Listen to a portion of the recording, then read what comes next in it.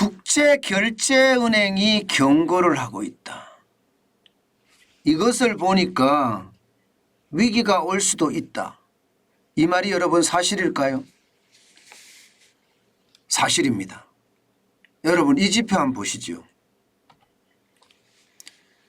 국가 신용 위험 지표를 나타내는 신용 갭입니다. 16.2%예요. 16.2%라는 숫자 그 자체로만 놓고 봤을 때 말입니다. 여러분 글로벌 금융 위기 때보다가 지금이 더 위험합니다. 신용 갭이라는 사실은요, 여러분도 알다시피 이게 금융의 어떤 이상 징후가 나타났을 때 이게 보이는 거거든요. 그런데 이 신용 갭이 나타난다는 것은 여러분 저는 그만큼 충격적인 지표가 된다는 뜻이에요. 자, 그러면 16.2%가 어느 정도 수준이냐? 일반적으로 국제결제은행에서는요 10% 수준을 경보로 알리고 있습니다. 10% 수준. 10% 웃돌면요 위험 수준으로 들어가서 이제는 위험 국가로 분류합니다. 보시는 것처럼 지금 43개 그 국가 중에 대한민국이 말입니다. 1등, 2등으로 나타났죠. 여기다 트리키아까지 포함하면 3등이긴 한데 16.2%로 굉장히 높습니다. 이 신용갭이라는 것은 민간 신용이 얼마나 많으냐를 나타내는 지표입니다. 기본적으로 말입니다. GDP 성장의 장기 추세선이 있을 거 아니에요. 뭐 어떨 때는 많이 올라가고 GDP라는 게 국내 생산이니까 어떨 때는 적게 생산하고 이것을 장기 추세선으로 보면 추세선이 나타날 거 아니에요. 그 추세선을 얼마나 이탈했는지를 나타내는 주는 지표인데 지금 대한민국은 그 추세선을 굉장히 많이 이탈했다는 뜻입니다. 일본보다는 아니지만 대한민국은 16.2%라는 숫자로 결국 말입니다.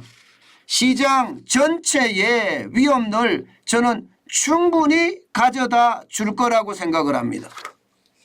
여러분 이 정도 수치면요 진짜 충격적이다 이런 이야기까지 하거든요. 그렇게 이야기하는 걸 보면 와우 놀랄 노자입니다. 이게 2021년 3월에 17.7%까지 올라간 적도 있습니다. 그렇지만 2018년까지 돌아가 보면 2018년 3월은 마이너스 0.2%입니다. 그러면 2021년 3월에 진짜 심각했다 이렇게 이야기할 수가 있겠죠. 아마 가계 부채가 워낙 많았기 때문에 그것은 어쩌면 당연한 걸지도 모릅니다. 때문에 가계 부채 대출 만기 연장했잖아요 사실. 이게 코로나 위기 때문에 뭐 133조 3천억 원이라는 대출 만기 연장을 했기 때문에 이게 조금 줄어들기는 했지만 상존하고 있다는 뜻입니다. 지금도 우리 주변에는요 가계부채 때문에 위험을 겪는 그런 나라들이 있다고 보여지는 겁니다. 문제는 여러분 문제는 이 신용갭이 말입니다. 다른 나라들은 다 떨어집니다. 다른 나라들은. 그런데 2022년 3분기 기준이거든요. 대한민국만 계속 올라가고 있어요. 일본도 떨어지고 태국도 떨어지고 다 떨어지는데 대한민국만 이게 계속 올라가고 있다는 사실입니다. 그러니까 국제결제은행에서도요. 대한민국의 이 민간 신용 특히 가계 빚은 좀 위험천만이다. 지금 현재 자체가 금융위기 때보다 심각하다는 이야기가 나온다. 이렇게 솔직히 섬뜩한 경고를 내놓은 겁니다. 게다가 여러분 좀 더 심각하게 느끼는 것은요. 원리금 상환에 대한 부담이 얼마나 커졌느냐. 이것은 여러분 예상했던 것보다가 더 충격적인 숫자가 나왔습니다. 여러분 이거 한번 보세요. 지금 국가별 가계 DSR 그러니까 총 부채 대비 원리금 상환 비율을 나타내는 거죠. 그런데 이 숫자가 여러분 진짜 놀랄 숫자가 나온 거예요. 국내 가계 평균 DSR입니다. 13.7%입니다. 2020년 1분기 12.1%에서 줄곧 오름세입니다. 게다가 글로벌 금융위기 때 11.78%거든요. 글로벌 금융위기 때가 11.78%를 훌쩍 뛰어넘는 숫자입니다. 훌쩍 뛰어넘는 숫자예요. 굉장히 빠른 숫자죠. 다른 나라하고 비교해봐도 대한민국은요 굉장히 빠르게 올라가고 있습니다. 2021년 3분기 2021년이에요. 2022년이 아니라 2021년 3분기만 하더라도요 대한민국이 5번째로 높았거든요. 그런데 이게 2022년 3분기가 되니까 2번째로 높아졌습니다. 13.7%라는 숫자는 원리금, 원금과 이자에 대한 부담이 굉장히 크다는 뜻이에요. 호주가 14.9%고요. 대한민국이 2번째입니다. 13.7%. 캐나다가 13.5%고요. 네덜란드가 10%. 그리고 스웨덴이 12.4%인데 우리의 어떤 부채 수준이 얼마나 되는지를 아주 단적으로 나타내 주죠. 결국 말입니다. 신용갭이나 신용갭이라는 게 뭐 기본적으로 GDP 한 나라의 총생산 대비해서 민간 부채가 얼마나 되느냐를 나타내는 비중인데 이것도 굉장히 높고요. 여기에다가 국가별 가계 DSR 총부채 원리금 상환 비율도 굉장히 높다는 사실은 자칫 잘못하면요 금융위기를 불러올 수도 있다는 뜻입니다. 신용갭 자체가 이미 경보 단계에 들어섰고요. 이게 자칫 잘못하면 위험 단계라고도 이야기할 수 있죠. 이것이 엄청난 파장을 불어올 수도 있다는 뜻입니다. 그나마 여러분 그나마 좀 다행이라고 생각하는 것은 가계부채가 조금씩 줄고 있다는 사실이에요. 게다가 너무 급하게 또 주는 것도 이게 상황이 더 좋지 않거든요. 경제 전체에도 영향을 미치니까. 여러분 보시다시피 2022년 4분기에 1867조입니다. 1867조라는 숫자는 여러분 이게 2017년 2월에 1388조 3천억 원에 대비하면 많이 그것도 엄청나게 많이 늘어난 겁니다.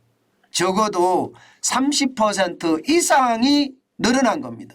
30% 이상이. 그러니 가계의 어떤 부담이 얼마나 큰지 여러분도 느껴지시죠. 이 가계의 부담이 크다는 것은 늘 제가 말씀을 드리지만 소비의 주체이기 때문에 이들의 부담이 커지면 커질수록이요. 경제에 미치는 영향이 커지고요. 또 이들이 원리금 상환 비율이 워낙 높아지기 때문에 이게 만세 부르는 사람들 쉽게 말하면 디폴트죠. 파산하는 사람들이 많아지면 많아질수록 지금 금융위기는 더 가까이 다가오고 있다 이런 얘기가 되는 겁니다. 그중에서도 무엇보다도 말입니다. 대출 만기 연장 133조 3천억 원 이거 진짜 시한폭탄입니다. 장난 아닌 폭탄이 되는 거예요. 왜냐하면 말입니다. 여러분 자영업자 부채가 장난 아니잖아요.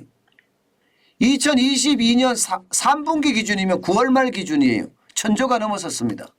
1014조 2천억 원이에요. 코로나19 이후에 여러분 지금 329조 3천억 원이 늘어났습니다. 48.08%가 늘어났어요. 심지어 문재인 정부로 돌아가면 지난 정부까지 돌아가면 2016년 대비해 보면요. 534조 5천억 원이 늘어나서 111.2%가 늘어났거든요. 바로 이 부분에 대해서 말입니다. 지금 국제결제은행은 경고등이 켜졌다. 이게 자영업자 부채라는 게 가계부채 일부분을 포함합니다. 이 가계부채, 자영업자이면서 가계부채를 받았으니까 가계부채 일부분을 포함하고요. 여기에다가 개인사업자 부채 있죠. 이것을 포함한 금액입니다. 그런데 많아도 너무 많아요. 1014조니까 이게 뭐 엄청나잖아요. 어떻게 따지면 여러분 자영업자 부채가 진짜 펑 하고 대출 만기 연장하고 합쳐진다면 터질지도 모릅니다. 부채 폭발의 위험은 제가 오랫동안 여러분들에게 말씀을 드리는데 그때마다 말입니다. 충격적인 수치가 계속 나오고 있습니다. 제가 여러분들에게 그런 말씀을 드렸습니다. 윤석열 정부가 출범하자마자 바로 이 부채 폭발의 위험을 안고 갈 필요가 없다. 털고 가는 게 좋다. 그 말씀을 제가 드리면서 실제 각 부처들의 어떤 상황을 점검한 다음에 국가부채, 기업부채, 가계부채까지 국민들에게 소상히 설명을 하고 털고 가야 된다. 이 말씀 제가 굉장히 많이 드렸습니다. 이거 안고 가면 자칫 잘못하면 큰 위기를 맞을 수도 있다. 제가 그런 말씀을 드렸는데 그게 점점 현실이 돼 가는 것 같아서 참 두렵습니다. 특히 신용갭이라는 것은 여러분 민간 신용을 말하잖아요. 가계부채와 기업부채를 말하는데 이게 가계부채가 그중에서 위험하고 가계부채 중에서도 자영업자 부채가 위험하다고 이야기하는 것 이것은 어쩌면요 금융에 대한 충격이 위기로 치달을 수도 있다. 저는 그런 생각해 보거든요. 그만큼 말입니다. 신용갭을 보니까 또 가계평균 DSR 총 원리금 상환 비율을 보니까 위험이 이게 굉장히 가까이 다가와 있다. 이런 생각 많이 듭니다.